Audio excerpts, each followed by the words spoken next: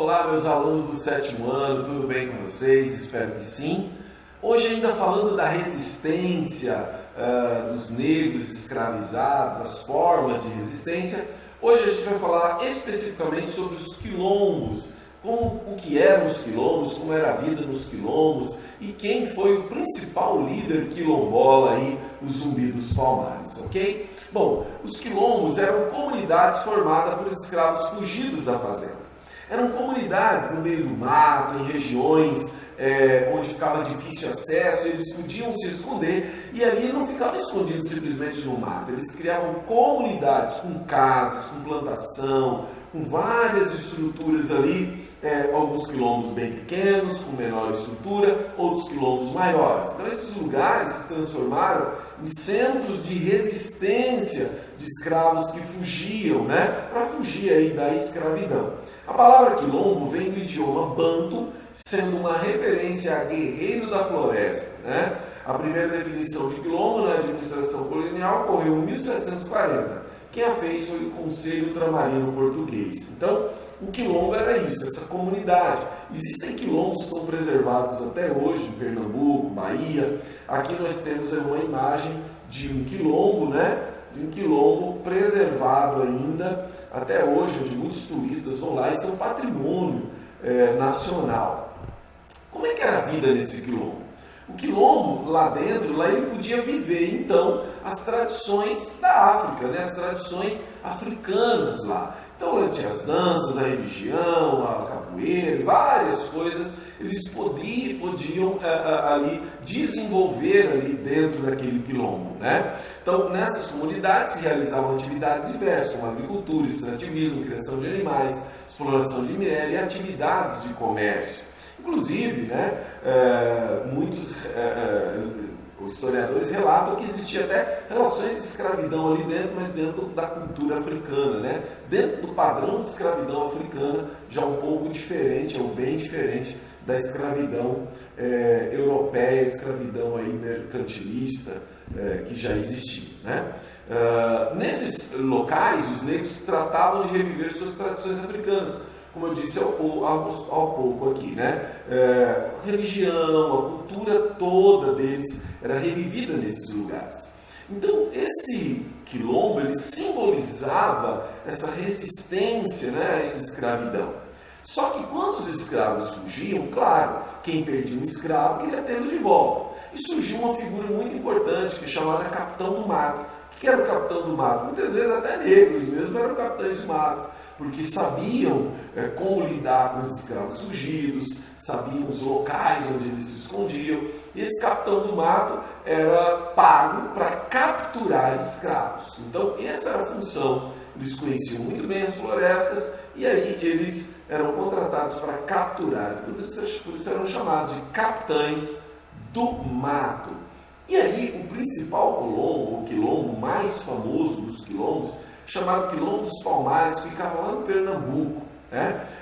Ele surgiu por volta de 1580, portanto, aí bem no início, e foi o maior quilombo brasileiro, com aproximadamente 20 mil negros fugidos na época do Brasil Colônia.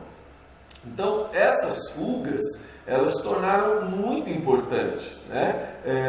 Os quilombos como locais de abrigar os fugidos, os fugitivos, eram locais muito importantes. E cresceu muito o número de quilombos, porque era um lugar seguro, onde eles podiam se esconder. Aqui tem um mapinha da região, aí, da área dos Palmares, e também esses mucambos, aí, que eram esses locais mais específicos, onde eles podiam se esconder. Formou-se então esse Quilombo dos Palmares na Serra da Barriga, na antiga capitania de Pernambuco, atual Alagoas, hoje.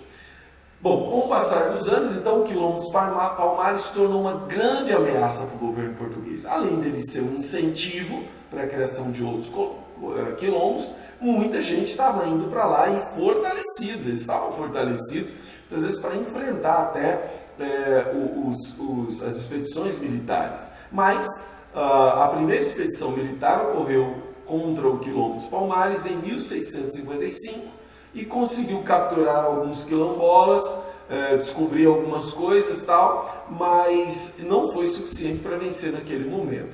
Entretanto, surge um grande líder, considerado os maiores líderes da resistência, pelo menos historicamente ele foi colocado como um grande líder, chamado Zumbi dos Palmares. É um dos grandes nomes então da história aí de resistência africana. Ele foi resistência escrava. Ele foi um dos líderes do Quilombo dos Palmares, o maior e mais longevo quilombo da história do nosso país. Zumbi assumiu a liderança do quilombo em 1678 e resistiu durante 20 anos, ou seja, até 1698 contra as investidas dos portugueses. Então durou muito tempo, né? Então ele foi morto aí em 20 de novembro de 1695, então quase 20 anos ele foi líder, 1695, e ele hoje é utilizado como uma figura, um símbolo da resistência e da consciência negra. Por isso o dia 20 de novembro aí, 20 de novembro de cada ano é o dia da consciência negra, em homenagem a Zumbi dos Palmares, né? Então, todo 20 de novembro, está se aproximando aí 20 de novembro, o Brasil para, né, para refletir sobre essa questão da consciência negra, pensar nas questões da escravidão, pós-escravidão, a situação do negro hoje no Brasil, o que não deixa de ser uma reflexão importante, porém, a que a gente sempre tem que pensar que um dia não é suficiente.